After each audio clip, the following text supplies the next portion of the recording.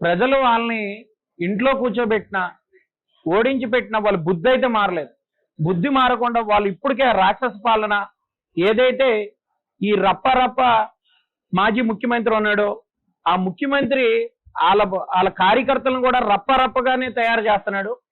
అనేక విధాలుగా ఇప్పుడు ఎవరైతే దాడులు చేశారో గతంలో కూడా దళితులపైన 4-5 సార్లు దాడులు చేసి ఉన్నారు. ప్రతిసారి వాళ్ళకి ఏం చేస్తే చేసుకోవడం అంటే మరి జగన్మోహన్ రెడ్డి వాళ్ళ అదే విధంగా వాళ్ళ కార్యకర్తలు కానీ ఇంకా అరాచక పాలన, రాక్షస పాలన అనేది ఏ విధంగా వీళ్ళు ముందుకు తీసుకెళ్లాలనుకుంటున్నారు అనేది అర్థం కావట్లేదు. ప్రజలు వీళ్ళకి బుద్ధి చెప్పినా సరే కనీసం సిగ్గు లేదు, వాళ్ళకి కనీసం సీము లేదు. అనేక విధాలుగా దళితుల పైన ఇప్పుడు ఏదైతే ఇతనికి మన జనసేన కార్యకర్తని, జనసేన నాయకులు అని చెప్పి టార్గెట్ గొల్లరాజుని టార్గెట్ చేసి ఆయనకి చంపేద్దామనే ప్లాన్.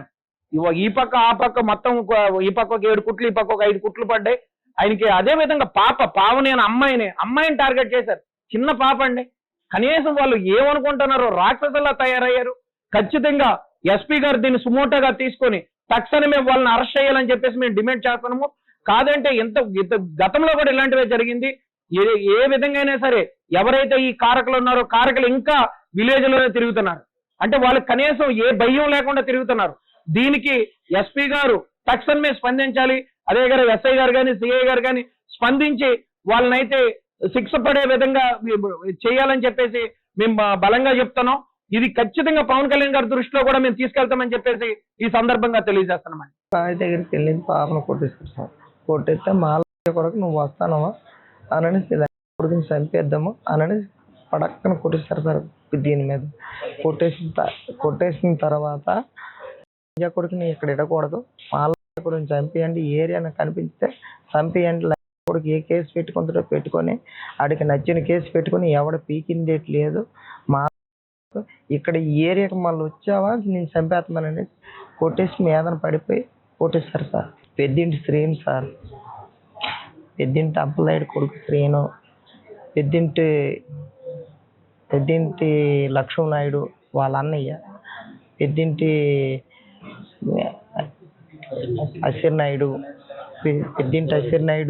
పెద్దింటి శివారెడ్డి, వీళ్ళందరూ మనిషిని బౌలర్ ఆడుకున్నట్టు ఆడుకుంటారు సార్. మాలని చంపేదము అని అనేసి కొట్టేశారు సార్. మా కొడుక నీకు ఇక్కడ ఏట్రా చంపేద్దాము, ఇది అయిపోండి ఈరోజు నచ్చిన కేసు పెట్టుకొని ఎక్కడ చెప్పుకుంటూ చెప్పుకో, నా మీద గట్టు తగు సార్, గట్టు నా దాంట్లోకి వేస్తారు సార్. అది ప్రభుత్వం ఇచ్చిన భూమి సార్, ప్రభుత్వం ఇచ్చిన భూమి అయితే గట్టు నా దాంట్లోకి వేస్తారు సార్. గట్టు వేస్తారని నేను అడిగాను సార్. అడిగి సర్వేర్ని కూడా తెచ్చాను. సర్వేర్ కొలుస్తుండగా అడిగాము. అడిగితే మా పాప మా గుడ్లో మీకు ఎక్కువ వస్తే మీకు ఇచ్చేస్తాము, మాకు కానీ మాది తక్కువ అయితే మీది మాకు ఇచ్చేయండి అన్నారు. మాది తక్కువ అయింది, వాళ్ళది ఎక్కువ వచ్చింది సార్. మాది తక్కువ అయింది, ఇంక7 సెంట్లు తక్కువ కదా, మా దాంట్లోకి మీరు వచ్చి అంటారని మా పాప వెళ్ళింది సార్. వెళ్ళి రాయి తీగిపోయింది. ఆ సర్వేర్ వేసిన రాయి కాదు, మా పెద్దలు కాదు, వేరే వాళ్ళు తెచ్చారు. రాళ్ళు వేసిన రాయి తీగిపోయింది. తీగిపోయేటప్పటికి ఈ పాపని గబుక్కుని వచ్చినాడు, గుండెల మీద చేసి గుబుక్కుని గుద్దేసి తోస్తాడు. తోసిన తర్వాత వాళ్ళ శివారెడ్డి మాల నుంచి వచ్చేస్తాడని ఈ శివారెడ్డిను, ఈ లక్ష్మణనాయుడు, ఈ అశ్విన్ నాయుడు వీళ్ళందరూ కలిపి వచ్చినాడు.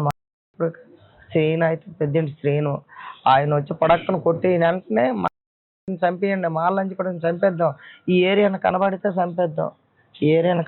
చంపేద్దాం, మళ్ళీ ఈ ఏరియాకి రాకూడదు, నీకు నచ్చిన కేసు పెట్టుకో, నీకు నచ్చిన వాళ్ళతో చెప్పుకో అని చెప్పారు సార్. నా పేరు గొల్లరాజు సార్. నా పేరు పాపరత్నం సార్. మా ప్లేస్లోను వాళ్ళు రాయేస్తారు. రాయేస్తారని నేను తీయడానికి వెళ్ళినప్పుడు నన్ను శ్రీను అనే వ్యక్తి నన్ను ఎంతే గుద్దేసి ఇక్కడ చెస్ట్ దగ్గర గుద్దేసి రెక్క పట్టుకొని అటు ఇసిరేసారు సార్.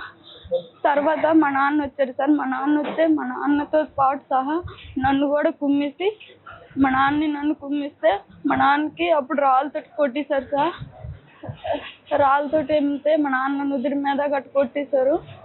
మా నాన్నకు అప్పటికి బ్లడ్ రావడం చూసి నేను జడిసిపోయి నాన్న అని అనుకొని లేపితే నన్ను తన్నేశారు సార్. తన్నేసి అక్కడ పడితే అక్కడ కొట్టేశారు సార్. మా నాన్నకి నేను పట్టుకొని లేపితే మా ఇద్దరికి గుద్ది వదిలేశారు సార్. వాళ్ళ నలుగురు మా ఇద్దరిని నచ్చినట్టు కొట్టారు సార్. ఎలా పెడితే అలాగే కొట్టారు సార్. మా నాన్నకి ఇక్కడ చంపి పాచేస్తామని కూడా అన్నారు సార్. ఈ ఉంటే ఇది నేను అన్నయ్య అవ్వద్దు, నా అన్నయ్య వాళ్ళ అన్నయ్య అవ్వద్దు అన్నయ్య, మా నాన్నను వదిలే అన్నయ్య అని వాళ్ళు బతిమాలుకున్నా వాళ్ళు మా నాన్నని కొట్టేశారు సార్. అన్నయ్యని రెస్పెక్ట్ ఇచ్చినా ఇది అనుకొని నన్ను తిట్టారు సార్. తిట్టి మా నాన్నని కూడా తిట్టారు.